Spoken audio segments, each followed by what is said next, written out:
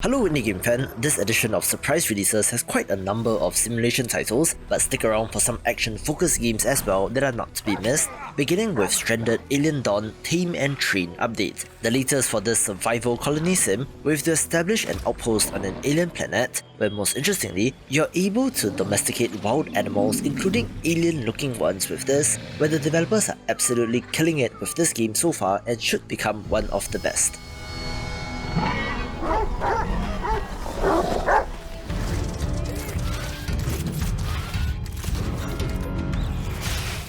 Many of you may be unfamiliar with this game, where it is secretly one of the best Diablo-style action RPGs, where Chronicon just released a new DLC character named the Mechanist with a whole new array of powerful weapons and abilities.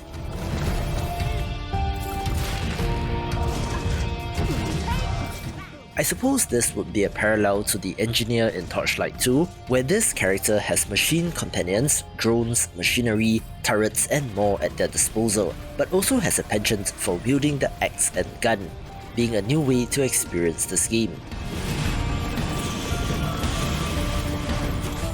The core game does have quite a robust endgame, so if you have not checked this out, I would recommend you give the base game a go and then look into the DLC if you enjoy it.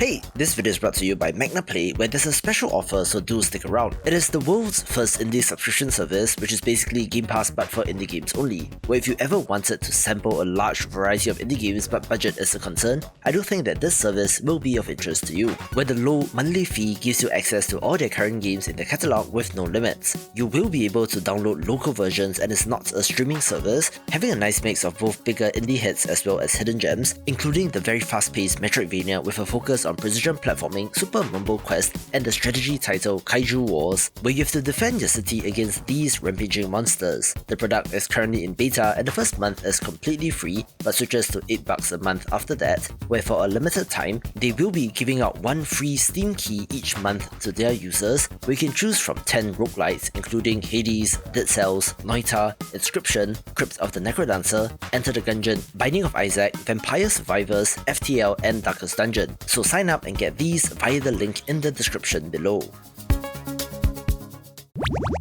The developer of Larcin Lazer did reach out, where I was honestly surprised to see the reception and relative popularity of this, since on the surface, it looks like a simple puzzle game, but apparently there's something more to this title. You need to memorize the location of lasers, which disappear when you start to move, having to maneuver yourself around the level and to get to the end. But the game quickly changes this up and adds additional enemies like guards or snakes that you need to avoid as well. It is all wrapped up with a pretty nice art style that reminds me of something like Samurai Jack or the Powerpuff Girls. Or if you know what this art style is called, please post it in the comments below.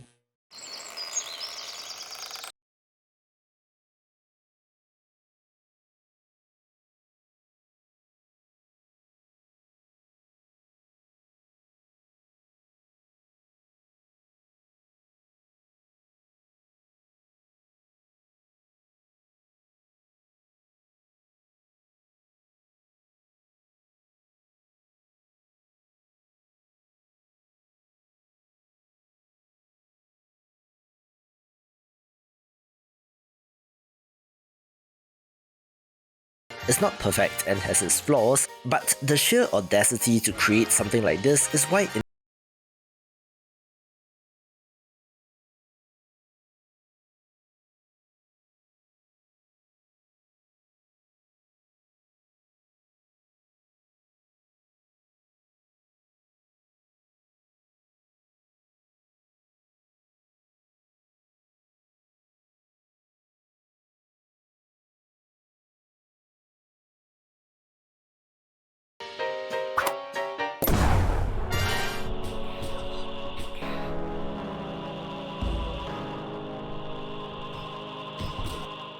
a smaller release of interest from last week is Rogue Station, a roguelite survival base builder where you need to build and expand your own space station while fending off oncoming enemies.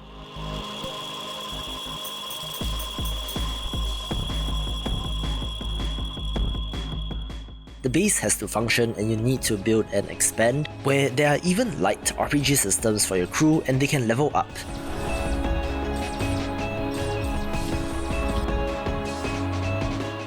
There are also randomized perks, roguelite style, that you can choose from, which gives you more firepower or makes your base more resilient as you fend off enemy ships, being an early access title worth keeping an eye on.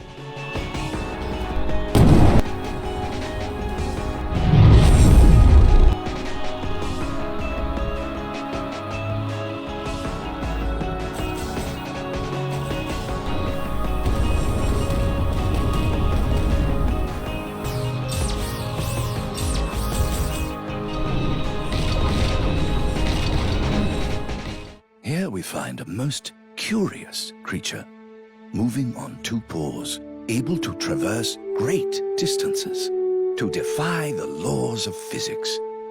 The gorilla, or monkey, as the locals call it.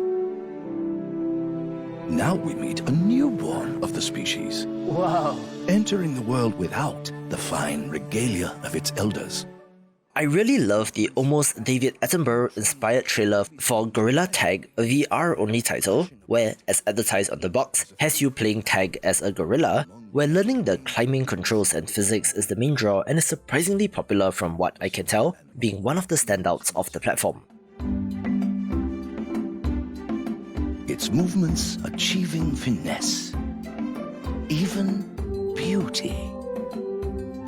The fully mature monkey masters the rituals of its kind, the displays of dominance, bonding, and cave wave. And together, these moments become a poetry of motion, breathtaking to behold, known simply as Gorilla Tag. For to play Gorilla Tag is to truly reject humanity and become monkey.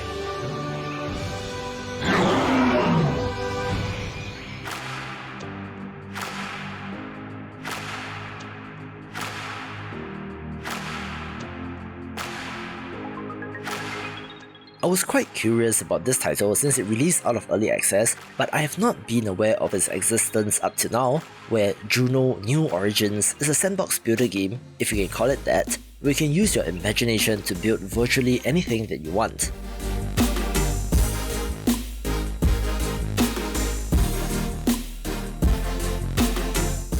Most impressively, it has a visual programming language which allows you to build anything from planes to cars and drones and rockets, where there is a career mode that loosely guides you through their systems, but it looks very powerful, almost like Kerbal Space Program, so if you love tinkering and building things, this might be of interest. Welcome to Titan, Founder. This is a moon of riches and opportunity. But the moon is a harsh landscape, and only the strong will succeed. A very impressive city builder also released out of early access in Industries of Titan, one that is set on Titan, which is one of the moons of Saturn, where you're competing with other mega corporations in your exploitation and control over the moon and its resources. All the expected city building, resource management and research systems are in place, where it curiously adds a combat element where you have to build powerful ships to destroy your enemies, coming to us, most interestingly, from the Crypt of the Necrodancer people who have really expanded and grown in the years since their first game. Being disappointed.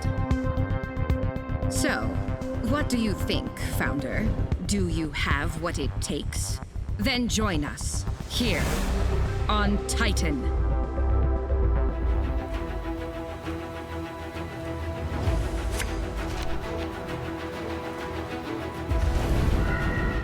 One of you in the comments did kindly point out this title to me, so yes, if you didn't already know, I do read all the comments and try to reply to as many as possible, where Caves of Lore is a classically designed CRPG or computer RPG that looks like a throwback, even having tactical grid-based combat, multiple party members and of course RPG systems, and while it is not exactly like Baldur's Gate or Planescape Torment, instead taking more inspiration from Ultima, it might still be of interest to you.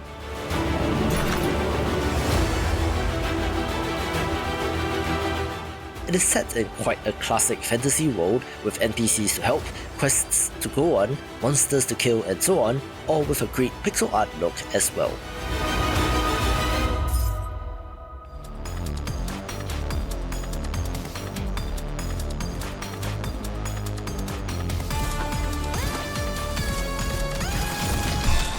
This next title really did put a smile on my face since I came across it while browsing Steam and put it on my list to cover, only to get an email from the developer a few days later, and to my surprise, it is from a 3-person team who are all students at the moment.